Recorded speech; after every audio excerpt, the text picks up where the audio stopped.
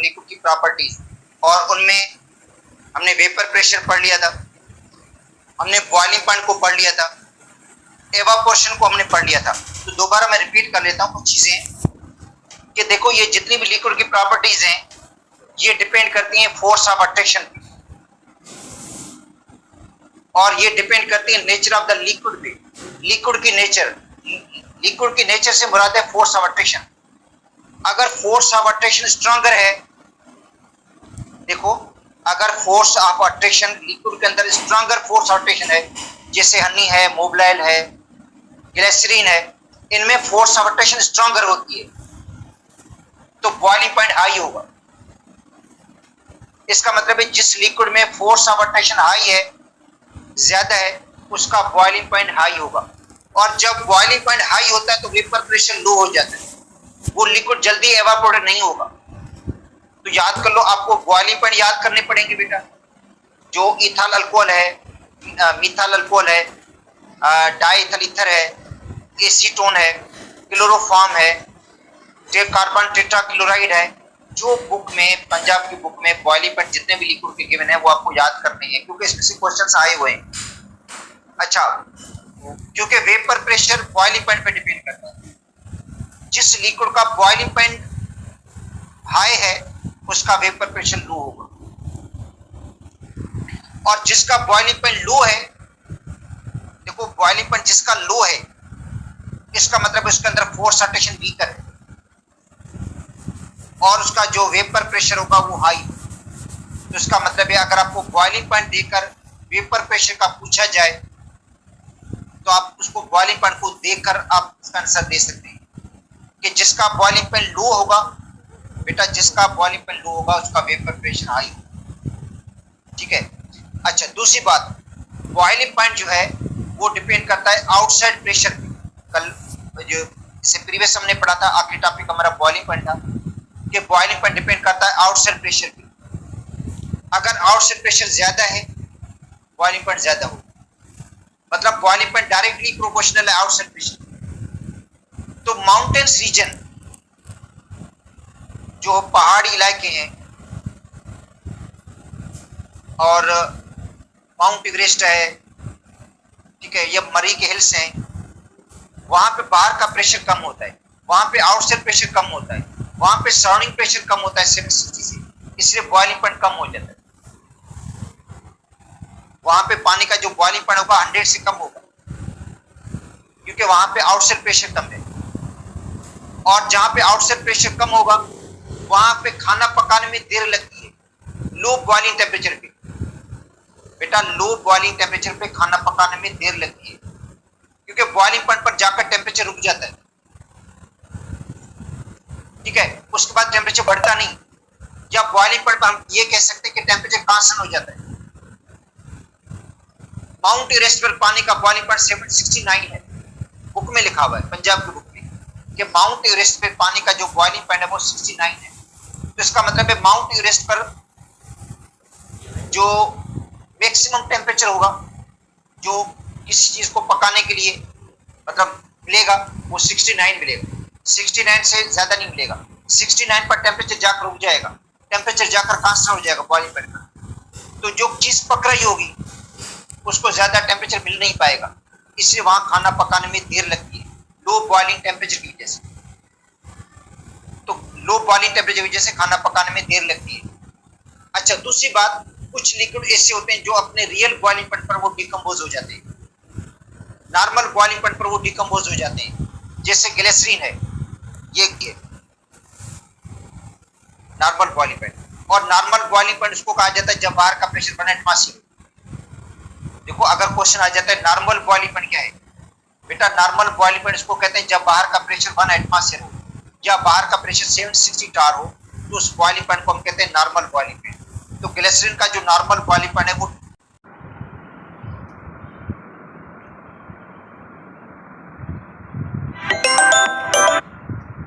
देखो, अगर ग्लिसरीन को हम बॉइल करते हैं 50 टार पे, अगर ग्लिसरीन को बॉइल करेंगे, बाहर का प्रेशर रिड्यूस कर दें वैक्यूम डिस्टिलेशन में, बाहर के प्रेशर को आप रिड्यूस कर दें, तो ग्लिसरीन का जो बॉइलिंग पॉइंट है वो 210 हो जाता है, 210 हो जाता है। और 210 को वो डिकम्पोज नहीं होता, तो ये सिंध की बुक में भी लिखा हुआ है लाइन, क्योंकि आपको अब सिंध की बुक भी पढ़नी पड़ेगी इसके साथ साथ।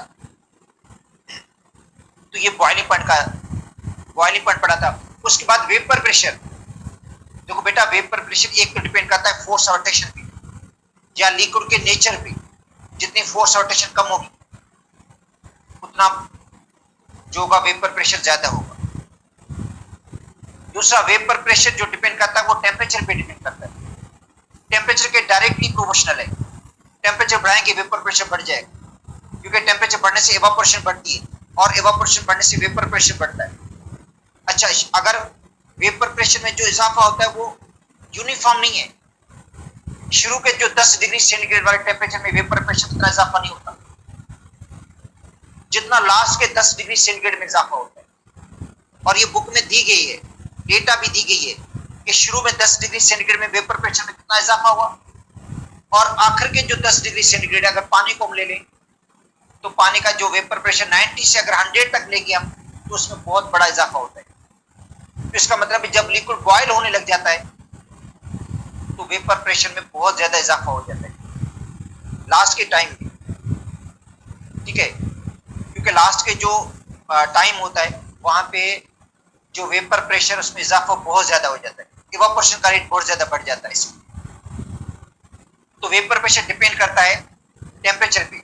अच्छा, वेपर प्रेशर कंटेनर की साइज पे डिपेंड नहीं करेगा, जबकि इवापोरेशन कंटेनर की साइज पे डिपेंड करता है, मगर वेपर प्रेशर नहीं डिपेंड करता। देखो बेटा, वेपर जो प्रेशर है वो कंटेनर की साइज पे डिपेंड इसलिए नहीं करता क्योंकि जितनी इवापोरेशन बढ़ती है उतनी कंडेंसेशन भी होती है, क्योंकि रेट ऑफ इवापोरेशन और रेट ऑफ कंडेंसेशन बराबर हो जाती है। इसलिए जो कंटेनर की साइज है उस पर वेपर प्रेशर डिपेंड नहीं करेगा, ना लिक्विड की अमाउंट पे डिपेंड करेगा। जो वेपर प्रेशर वो लिक्विड के अमाउंट पे डिपेंड नहीं करता, ये इंटेंसिव प्रॉपर्टी है, लिक्विड के अमाउंट पे डिपेंड नहीं करेगा और ना कंटेनर की साइज पे डिपेंड करेगा। अच्छा, वेपर प्रेशर इंप्योरिटीज पे चेंज हो जाएगा। सपोज करते हैं अगर प्योर वाटर है, जो प्योर वाटर है अगर उसके अंदर कोई इंप्योरिटी मिली हुई नहीं है तो उसका वेपर प्रेशर एक होगा। जब उसके अंदर हम साल्ट ऐड कर देते हैं, नमक ऐड कर देते हैं, कोई सॉलिड सब्सटेंस उसके अंदर ऐड कर देते हैं जो उसके अंदर डिसॉल्व हो जाता है, तो वो वेपर प्रेशर को क्या करेगा, लो कर देगा। तो इसका मतलब है जो सॉलिड इंप्योरिटीज होती है बेटा, NaCl है या कोई और साल्ट अगर पानी के अंदर आप डिसॉल्व कर देते हो, या शुगर है या ग्लूकोज है, इसको पानी के अंदर आप डिसॉल्व कर देते हो तो वो बॉइलिंग पॉइंट को क्या करे, वो वेपर प्रेशर को लो करेगा। बॉइलिंग पॉइंट बढ़ेगा, इनकी वजह से बॉइलिंग पॉइंट में इजाफा हो जाता है, elevation of the boiling point जिसको हम कहते हैं। और ये सॉल्यूशन की प्रॉपर्टीज हैं जिनको हम कहते हैं कोलिगेटिव प्रॉपर्टीज, जो नंबर ऑफ पार्टिकल्स पे डिपेंड करती है। इसका मतलब है जितना उसके अंदर सोल्यूट आप ज्यादा डिसॉल्व करोगे, या समझ कहते हैं नंबर ऑफ पार्टिकल्स जितने ज्यादा होंगे, जितने नंबर ऑफ पार्टिकल्स ज्यादा होंगे उतना बॉइलिंग पॉइंट में ज्यादा इजाफा होगा और वेपर प्रेशर उसी हिसाब से कम हो जाएगा। तो ये लिक्विड की प्रॉपर्टीज ऑलरेडी हम डिस्कस कर चुके थे। आज हम दो लिक्विड की और प्रॉपर्टीज को डिस्कस करने जा रहे हैं। उनमें एक है विस्कोसिटी और दूसरा है सरफेस टेंशन। ये दोनों प्रॉपर्टीज पंजाब की बुक में नहीं है बेटा, फेडरल की बुक में दी गई है और सिंध की बुक में भी गिवन है। तो इसलिए लाजिम बात है हमें पढ़ना पड़ेगा, क्योंकि अगर कल टेस्ट जो है PMDC बहाल हो जाती है ये, और टेस्ट जो होता है वो सिंध की बुक से होता है, तो जाहिर है हमें पढ़ना पड़ेगा, क्योंकि इसमें से क्वेश्चंस आते रहते हैं, पहले भी आए हैं उसमें से, अभी भी आ सकते हैं क्वेश्चन, इसलिए हमें दोनों बुक्स को पढ़ना पड़ेगा। तो देखो बेटा, विस्कोसिटी हमने नोट किया होगा कि जो डिफरेंट लिक्विड्स हैं उनका रेट ऑफ फ्लो डिफरेंट होता है। आपने नोट किया होगा, वैसे डेली लाइफ में हम देखते रहते हैं, जब लिक्विड को हम किसी चीज में से निकालते हैं, ठीक है, तो एक लिक्विड ऐसा होता है जो क्विकली मूव करता है और जो दूसरा लिक्विड वो स्लोली मूव करता है। जैसे हनी है, अगर जार में से, बोतल में से हनी को निकालते हैं हम, ठीक है, तो वो स्लोली मूव करती है। टमाटो केचप वो भी स्लोली मूव करता है, मोबिलाइल वो भी स्लोली मूव करता है, जो ग्लिसरीन है वो भी स्लोली मूव करता है, मगर वाटर क्विकली मूव करता है, गैसोलीन पेट्रोल क्विकली मूव करता है, ईथर क्विकली मूव करता है, अल्कोहल भी क्विकली मूव करता है। तो इसका मतलब है कुछ लिक्विड जो होते हैं वो स्लोली मूव करते हैं। देखो कुछ लिक्विड क्या है, स्लोली मूव करते हैं, और कुछ लिक्विड जो होते हैं वो फास्टली मूव करते हैं। इनका रेट ऑफ फ्लो एक जैसा नहीं है। अच्छा, ये किसकी वजह से हो रहा है ऐसा कि कुछ लिक्विड जो है क्विकली मूव कर रहे हैं और कुछ जो है वो स्लोली मूव करते हैं? तो उसका रीजन है force of attraction, intermolecular force of attraction.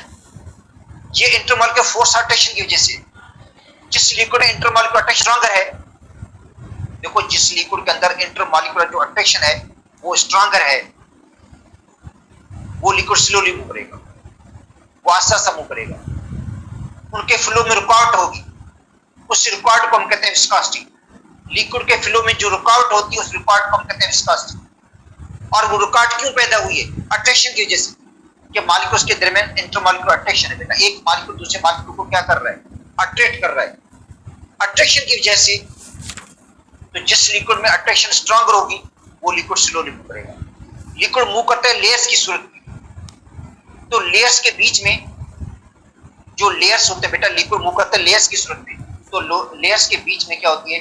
Internal friction होती है। इंटरनल फ्रिक्शन है, एक लेयर जो होता है दूसरे लेयर को क्या करता है? रोक लेता है। इससे वो मूव करेंगे, लेयर्स मूव करेंगे मगर स्लोली मूव करेंगे, आस्ता आस्ता मूव करेंगे। अगर लिक्विड की विस्कोसिटी ज्यादा है तो, लिक्विड में अट्रैक्शन स्ट्रांग है तो, अगर अट्रैक्शन वीक है तो वो जो लेयर मतलब लिक्विड होगा वो फास्टली मूव करेगा, क्विकली मूव करता है। गैसोलीन क्विकली मूव करता है। इससे लिक्विड को हम कहते हैं लेस विस्कस। उनकी विस्कोसिटी कम होती है, उनकी जो विस्कोसिटी है वो लेस होती है। और जो लिक्विड स्लोली मूव करते हैं उनको हम कहते हैं मोर विस्कस, उनकी विस्कोसिटी ज्यादा है। तो इसका मतलब है विस्कोसिटी को हम टाइमिंग से भी मेजर कर सकते हैं। जो लिक्विड फ्लो करने में ज्यादा टाइम ले रहा है वो ज्यादा विस्कस है। जैसे हनी है, फ्लो करने में ज्यादा टाइम लेती है तो इसका मतलब है हनी मोर विस्कस है। मोबिलाइल है या ग्रीस है या ग्लिसरीन है, ये मोर विस्कस है। जबकि गैसोलीन, पेट्रोल, अल्कोहल, ईथर ये क्विकली मूव करते हैं, ये लेस विस्कस है। तो उसका एक रीजन मैंने आपको पहले बता दिया, इंटरमॉलिक्यूलर अट्रैक्शन है। जिसमें अट्रैक्शन स्ट्रांग होगी इसकी विस्कोसिटी ज्यादा होगी, वो स्लोली मूव करेगा, ज्यादा टाइम लगाएगा फ्लो करने में। अच्छा, दूसरा होता है मॉलिक्यूल का साइज एंड शेप। अगर मॉलिक्यूल का साइज लार्जर है, अगर मॉलिक्यूल का साइज बेटा लार्जर है और शेप इरेगुलर है तो विस्कोसिटी ज्यादा होगी। अगर मॉलिक्यूल का साइज लार्जर, जैसे हनी है, मोबिलाइल है, ग्लिसरीन है, उनके मॉलिक्यूल के साइज लार्जर होता है और शेप इरेगुलर होती है, तो एक मॉलिक्यूल दूसरे मॉलिक्यूल में फंस जाता है इरेगुलर शेप की वजह से, इसलिए वो मूव करेगा स्लोली और विस्कोसिटी उसकी ज्यादा होगी। जिस मॉलिक्यूल का साइज छोटा मॉलिक्यूल का साइज है, जैसे ईथर है, अल्कोहल है, ठीक है, इनके मॉलिक्यूल का जो साइज होता है वो छोटा होता है और ये क्विकली मूव करता है, उसकी विस्कोसिटी लेस है। विस्कोसिटी डिपेंड करती है टेम्परेचर पे, विस्कोसिटी टेम्परेचर पे भी डिपेंड करती है। अगर हम टेम्परेचर बढ़ाएंगे तो फोर्स ऑफ अट्रैक्शन वीक हो जाता है। जो मॉलिक्यूल्स के दरमियान फोर्स ऑफ अट्रैक्शन वो कमजोर हो जाता है, वीक हो जाती है और विस्कोसिटी क्या हो जाती है? कम हो जाती है। इसका मतलब है टेम्परेचर बढ़ाने से विस्कोसिटी क्या हो जाएगी? लेस हो जाएगी, कम हो जाएगी। अब देखो, जैसे हनी होती है, जब हम सर्दी की सीजन में इसको निकालते हैं बहुत ज्यादा टाइम लेती है। सर्दी की सीजन में क्योंकि टेम्परेचर लेस होता है, सर्दी की सीजन में टेम्परेचर लो होता है, अट्रैक्शन स्ट्रॉन्गर हो जाती है, स्लोली मूव करेगी। अगर उसी को ये जो सीजन जून जुलाई का चल रहा है इसी में निकालते हैं तो वो क्विकली मूव करती है, जल्दी मूव करती है, मतलब जल्दी मूव करती है as compare to winter season. क्योंकि हाई टेम्परेचर की वजह से, टेम्परेचर हाई की वजह से फोर्स अट्रैक्शन वीक हो जाते हैं और वो मॉलिक्यूल्स क्विकली मूव करते हैं। तो इसका मतलब है विस्कोसिटी पर टेम्परेचर का असर पड़ता है। विस्कोसिटी टेम्परेचर के इनवर्सली प्रोपोर्शनल है। अगर टेम्परेचर बढ़ाएंगे तो विस्कोसिटी कम हो जाएगी, विस्कोसिटी लेस हो जाएगी। और सिंध की बुक में बेटा कुछ चार्ट भी दिया गया है विस्कोसिटी का, वो भी हम पढ़ लेते हैं, उसको भी देख लेते हैं, विस्कोसिटी की डेफिनेशन वगैरह भी है।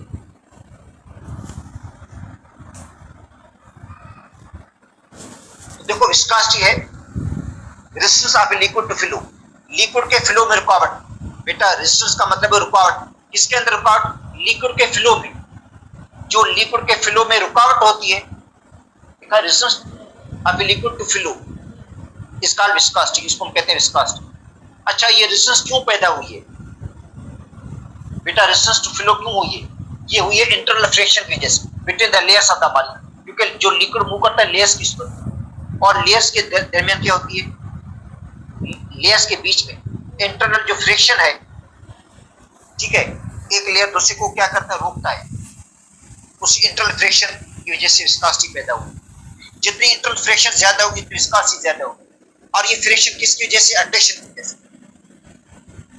अच्छा, विस्कोसिटी का यूनिट क्या होगा बेटा? विस्कोसिटी का यूनिट था न्यूटन सेकंड पर स्क्वायर मीटर, क्योंकि विस्कोसिटी जो है उसको हम ईटा से शो करते हैं।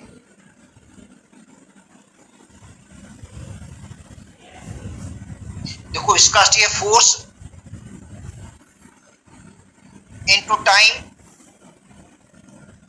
अपॉन एरिया,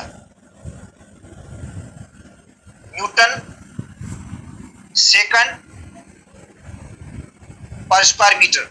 इसको आप इससे भी लिख सकते हो, न्यूटन पर मीटर स्क्वायर सेकंड। तो न्यूटन पर मीटर स्क्वायर क्या है?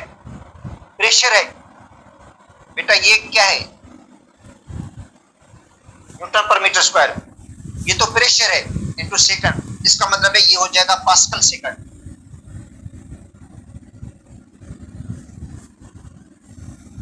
क्या हो जाएगा? पास्कल सेकंड हो जाएगा। तो देखो न्यूटन सेकंड पर स्क्वायर मीटर, या इसको आप इस तरह भी लिख सकते हो न्यूटन पर मीटर स्क्वायर सेकंड, या इसको लिख सकते हो पास्कल सेकंड। अच्छा, इसका एक और यूनिट भी है जो उसका नॉन एसआई यूनिट है, वो है पॉइस। तो विस्कोसिटी को आप पॉइस में भी लिख सकते हो, सेंटीपॉइस में भी लिख सकते हो, मिली पॉइस में भी लिख सकते हो बेटा। पॉइस, सेंटीपॉइस, मिली पॉइस। अच्छा, सेंटी का मतलब है पॉइस का सवा हिस्सा, मिली का मतलब है हजारवां हिस्सा। देखो जैसे किलोग्राम, ग्राम, सेंटीग्राम, मिलीग्राम होता है, इससे पॉइस, सेंटीपॉइस, मिली पॉइस होता है। वन पॉइस जो है बेटा, वन पॉइस होता है 1 ग्राम पर सेकंड। 1 ग्राम पर सेंटीमीटर पर सेकंड होता है। देखो 1 ग्राम पर सेंटीमीटर पर सेकंड। हमारी बुक में, सिंध की बुक में ग्राम पर सेंटीमीटर लिखा हुआ है। पुरानी बुक्स के अंदर, नई बुक्स के अंदर इसको करेक्शन की गई है। देखो पुरानी बुक्स के अंदर लिखा होगा ग्राम पर सेंटीमीटर, मगर जो न्यू किताब है, नई किताब जो आई है, उसके अंदर ग्राम पर सेकंड लिखा हुआ है। ठीक है, क्या जो 1 पॉइस है वो बराबर था 1 ग्राम पर सेकंड, या 0.1 किलोग्राम पर मीटर पर सेकंड। अच्छा, 1 पास्कल सेकंड जो है बेटा, 1 पास्कल सेकंड किसके बराबर है? 1 किलोग्राम पर मीटर पर सेकंड के बराबर है। 1 पास्कल सेकंड किसके बराबर है? 1 किलोग्राम पर मीटर पर सेकंड, या 10 पॉइस के बराबर होता है। देखो कैसे, इधर देखो, देखो प्रेशर, विस्कोसिटी बराबर होता है force into time upon area. Force होती है एम ए के बराबर, इनटू टाइम अपॉन एरिया। अगर मास का यूनिट हम किलोग्राम ले लें तो एक्सीलरेशन हो जाएगा मीटर पर सेकंड स्क्वायर। अच्छा, इनटू टाइम बेटा second upon area metre square. अगर इसको आप कैंसिल करेंगे इस तरह हो जाएगा, ये कैंसिल हो जाएगा, ये ऊपर वाला कैंसिल हो जाएगा, ऊपर बचेगा किलोग्राम पर सेकंड अपॉन बचेगा इधर मीटर। तो ये ऊपर हो जाएगा किलोग्राम पर मीटर पर सेकंड। हाँ, इसको आप कन्वर्ट कर सकते हो, किलोग्राम की जगह पे ग्राम लिख दो अगर, ठीक है।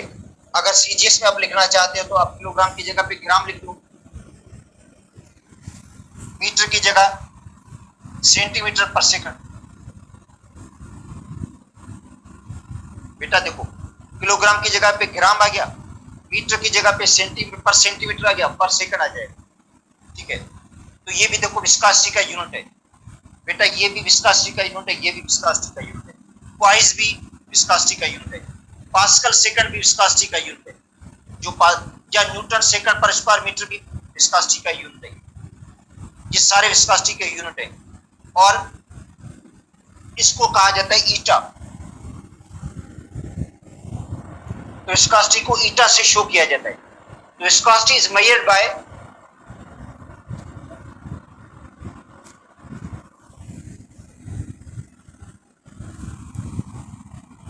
विस्कोमीटर। बेटा विस्कोसिटी को मेजर करते हैं विस्कोमीटर के तहत, मतलब जो इंस्ट्रूमेंट है उसका नाम है विस्कोमीटर। ये ग्लास का इंस्ट्रूमेंट होता है विस्कोसिटी को मेजर करने के लिए, विस्कोमीटर विस्कोसिटी को मेजर करता है। अच्छा, factors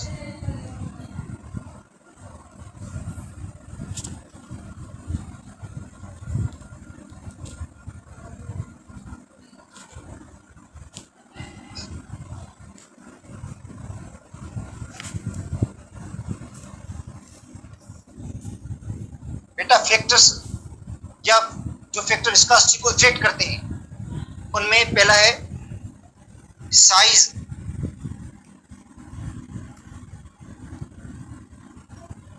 and shape of molecule. Molecule का साइज और शेप। अगर मॉलिक्यूल का साइज लार्जर है और शेप इरेगुलर है तो विस्कोसिटी ज्यादा होगी।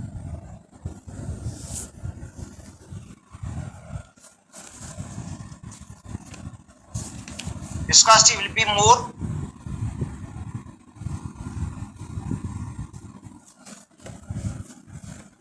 if size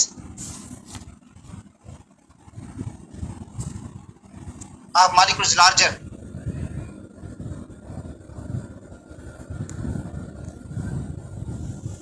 and shape is irregular।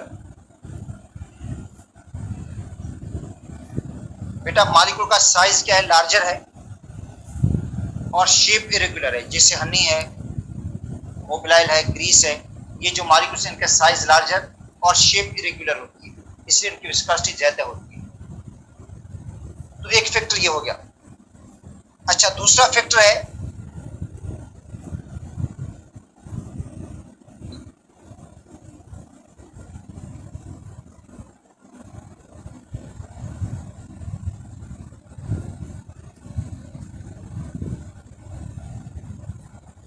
Force of attraction.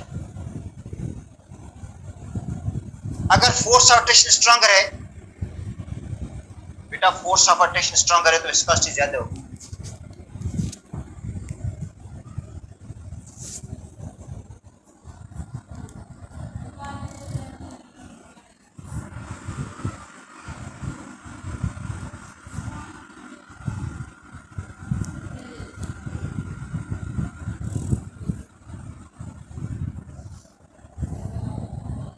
Viscosity ज्यादा होगी अगर intermolecular force of attraction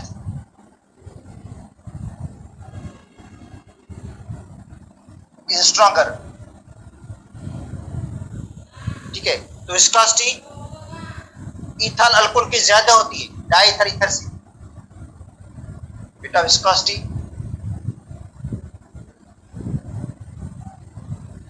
of ethyl alcohol is more than diethyl ether because of hydrogen bonding।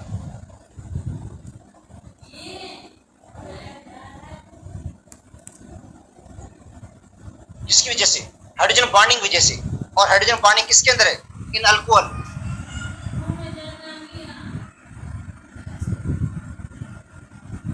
बेटा हाइड्रोजन बॉन्डिंग अल्कोहल के अंदर है, इथाइल अल्कोहल के अंदर hydrogen bonding है, इसलिए उसकी विस्कोसिटी ज्यादा है। या वाटर की विस्कोसिटी भी ज्यादा है because of hydrogen bonding. Glycerine की विस्कोसिटी ज्यादा है because of hydrogen bonding, glycerine में हाइड्रोजन बॉन्डिंग है जिसकी वजह से विस्कोसिटी ज्यादा होगी।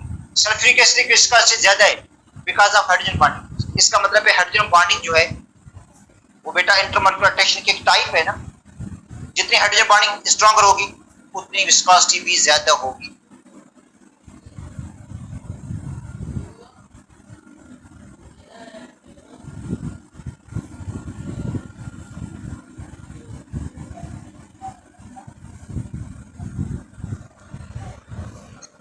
और जो तीसरा फैक्टर है वो टेम्परेचर। बेटा जो थर्ड फैक्टर है वो क्या है? टेम्परेचर है।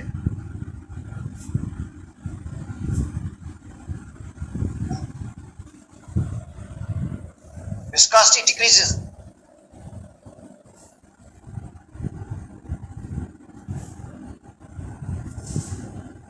by increasing temperature।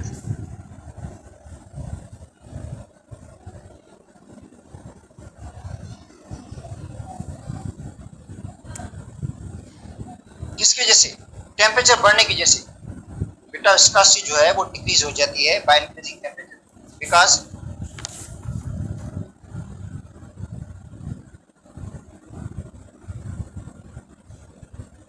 Intermolecular force of attraction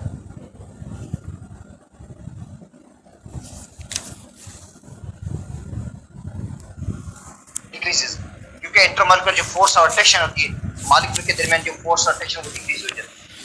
जब फोर्स ऑफ अट्रैक्शन डिक्रीज होगी तो लाजिम बात है विस्कोसिटी भी कम हो जाएगी। तो विस्कोसिटी जो है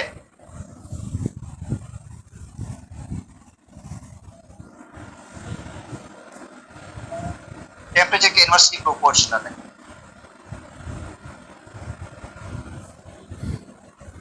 टेम्परेचर के इनवर्सली प्रोपोर्शनल है। टेम्परेचर बढ़ाएंगे विस्कोसिटी कम हो जाएगी। मतलब 0 डिग्री सेंटीग्रेड पे विस्कोसिटी 1 होगी, 25 डिग्री सेंटीग्रेड पे कम हो जाएगी, 100 पे और कम हो जाएगी, या 50 पे और कम हो जाएगी। मतलब जिससे टेम्परेचर बढ़ता जाएगा विस्कोसिटी कम होती जाएगी, क्योंकि फोर्स अट्रैक्शन जो है वो वीक हो जाती है।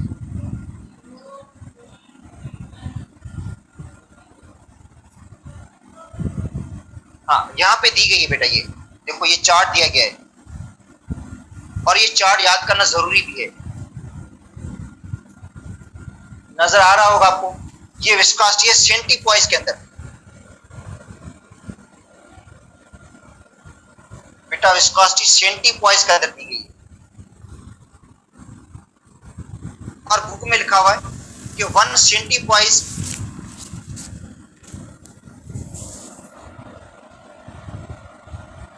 (10⁻³ न्यूटन सेकंड पर स्क्वायर मीटर के बराबर है। इस सिंध की बुक में लिखा हुआ है STP। अब देखो वाटर की विस्कोसिटी 1.789 0 डिग्री सेंटीग्रेड पर है। 100 पे 1.005 होगी, कम हो गई। 100 पे बेटा कम हो गई है, मतलब टेम्परेचर बढ़ रहा है, विस्कोसिटी कम हो गई। 50 डिग्री सेंटीग्रेड पे 0.55 होगी, देखो कम। तो देखो टेम्परेचर बढ़ रहा है और विस्कोसिटी कम हो रही है। तो ये चार्ट याद करना जरूरी है, क्योंकि इसमें से क्वेश्चंस आए हुए हैं। फिर इथाइल अल्कोहल 1.78, 20 पे 1.19 और 50 पे 0.701, ये है बेटे। अच्छा, ग्लिसरीन, इसकी विस्कोसिटी है 12,100 0 पे। 20 पे कितनी है? 1499, कम हो गई बेटा। 0 डिग्री सेंटीग्रेड पर बहुत हाई है इसकी विस्कोसिटी। और ग्लिसरीन के अंदर हाइड्रोजन बॉन्डिंग होती है, याद करो ग्लिसरीन में hydrogen bonding, strong hydrogen bonding glycerine में। बेटा ग्लिसरीन जो है उसके अंदर हाइड्रोजन जो बॉन्डिंग होती है वो बहुत ज्यादा स्ट्रॉन्गर होती है, क्योंकि इसके अंदर OH ग्रुप होते हैं। ग्लिसरीन में OH ग्रुप है, जिसकी वजह से इसकी विस्कोसिटी देखो ज्यादा है। और 50 पे इसकी डेटा अवेलेबल नहीं होगी, इसलिए लिखी नहीं गई है, मगर होगी कम। एसीटोन देखो लेस विस्कस है, जिसको हम कहते हैं नेल पॉलिश रिमूवर।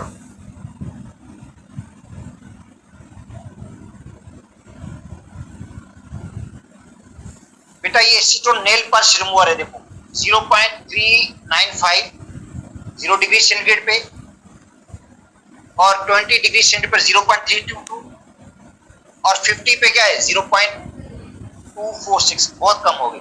तो आप देखो इसके अंदर लेस विस्कस जो है वो एसीटोन है, और जो मोर विस्कस है वो है ग्लिसरीन। तो ये चार्ट याद करने का मकसद यही है कि अगर जो है एमडीगेट मतलब ये जो है पीएमडीसी जो टेस्ट लेता है तो वो आपके सिंध के सिलेबस से होगा। तो बेटा इसमें चार्ट में से क्वेश्चन आ सकते हैं क्योंकि पुराने पेपर्स के अंदर क्वेश्चन इस तरह दिए गए हैं। ठीक है, तो आज हम इतना पढ़ लेते हैं। ठीक है, कल इंशाल्लाह से ज्यादा पढ़ लेंगे हम। लिक्विड स्टेट कल कंप्लीट करेंगे, सॉलिड स्टेट भी हम पढ़ लेंगे कल। ठीक है,